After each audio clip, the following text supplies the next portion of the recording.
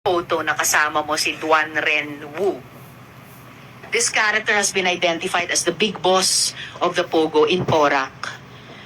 Interesado ko malaman kung ang mga kakuntsaba mo sa Pogo ay mga kakuntsaba mo rin palabas. Tinulungan ka ba ni Duan Ren Wu na makaeskapo? Madam Chair, hindi po. Well, kung hindi kanya tinulungan, panahon na para iset yung record straight.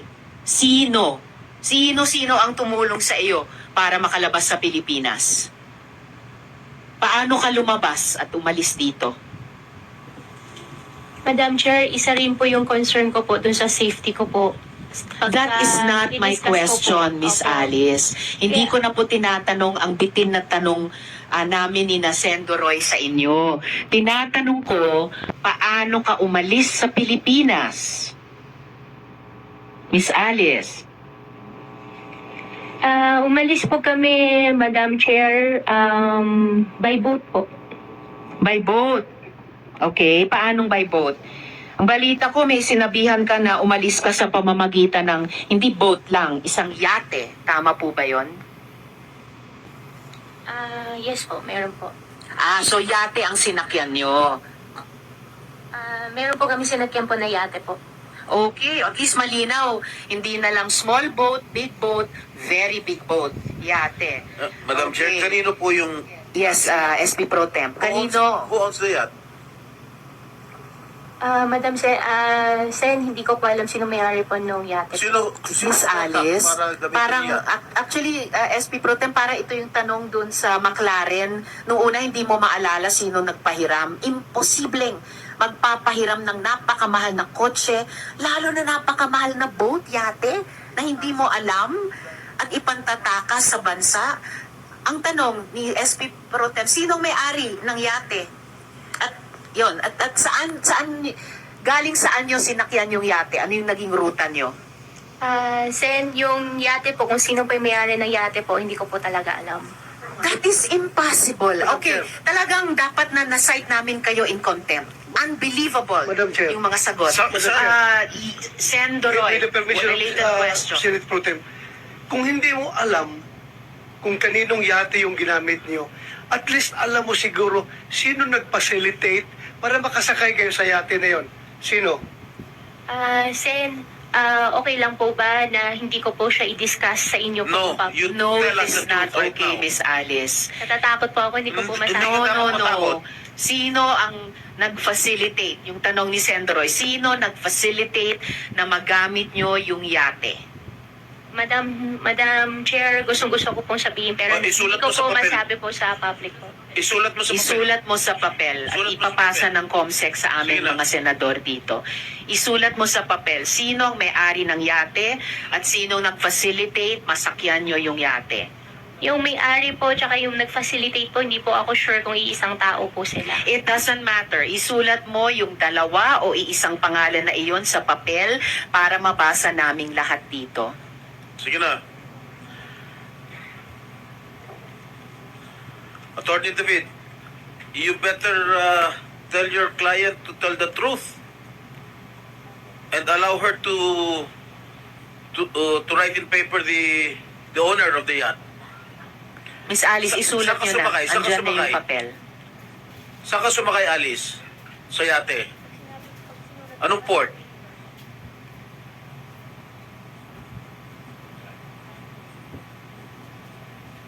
Miss Alice, saan ka sumakay at anong naging rota mo? Sen, kung isusulat ko po, okay lang po ba na hindi nyo po i-discuss po sa public? Miss Alice, please do not tell the senators what to do with the information na halos kailangang bunutin namin sa inyo na parang ngipin. Opo, pero Write it Sen, on the natatakot paper. po kasi ako. Write it on the paper at i-appreciate namin pag nabasa na namin. Unbelievable. Yung ibang witnesses kailangan sumagot verbally.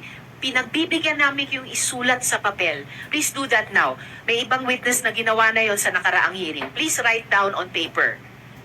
Sulat mo na rin kung anong port, kung saan ka sumakay. Sige na, para isahan na lang.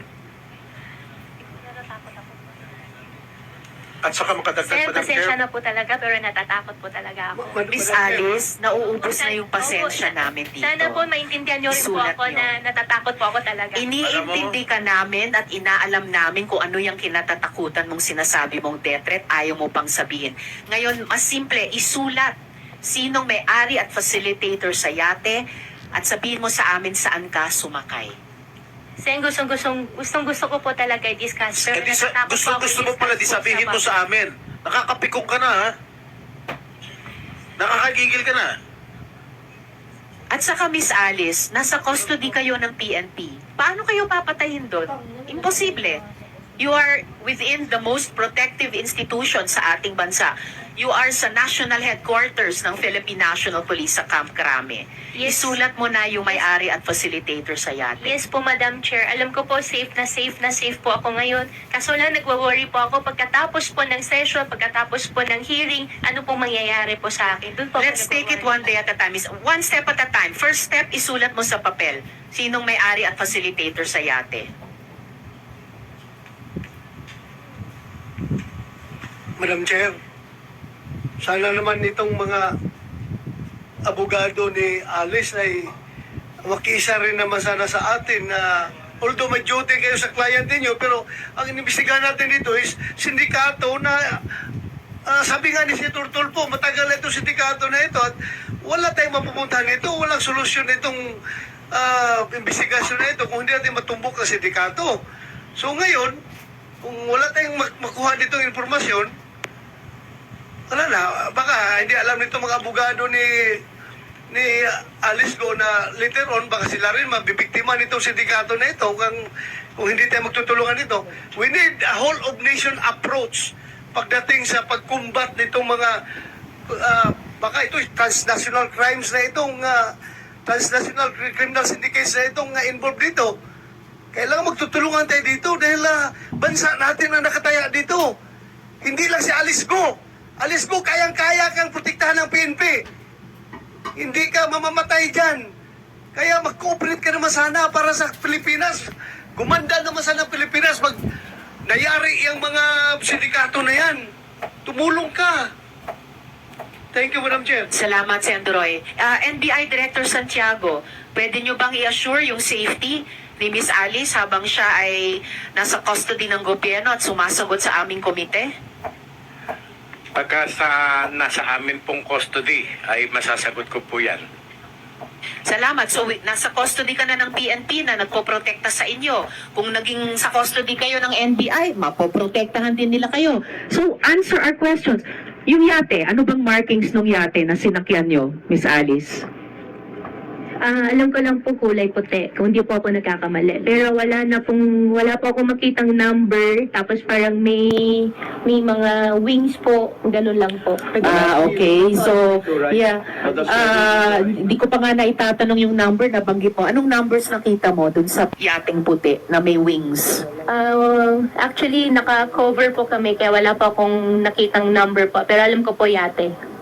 Ay, wala kang nakitang number, may letters ba sa yate?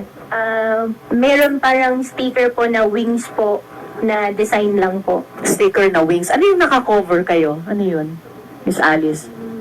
May cup po, tapos kahit gabi po, meron po kaming sunglass po. So, nung gabi, tapos naka-sunglasses kayo? Bakit ganon? No, so, nung gabing yon, saang port kayo umalis? Sa kayang yate? Yung port, sabihin ko na. Kasi wala naman tao. That was the previous question. Yes, SP Pro Tem. Yung port- Saang port kayo umalis? Yung port po, hindi ko po alam yung exact, pero Manila po. Hindi ko alam kung south or north o saan po. Basta alam ko po Manila. What do you mean Manila? So, sa Metro isang port Manila? sa Manila. Metro Manila or Metro Manila po. Metro Manila? So, sa isang yacht dock sa Manila. Yate po yung unang sinakyan po namin. Just to put Una. on record, Madam Ano yung Chair, sunod? just to put on record, Sen. Joel. just to put on record that this is absolutely in contrast with the statements made by Ms. Sheila Go that they traveled from Banban for 5 hours, Madam Chair, south of Luzon. And now, itong si Gua Huaping is saying that they took that white boat here in Manila, Madam Chair. Just to put on record. Yes, thank you, Sen Joel. Miss Alice, nasulat mo na ba yung pangalan nung may-ari at facilitator sa yate?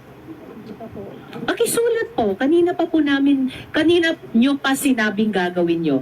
Isulat sa papel yung may-ari at facilitator sa yate. Gusto mo bang Yes, lumapit pa Sen. kami para ibulong mo sa amin, Alice? Yes, Sen JV. Yes, Madam Chair.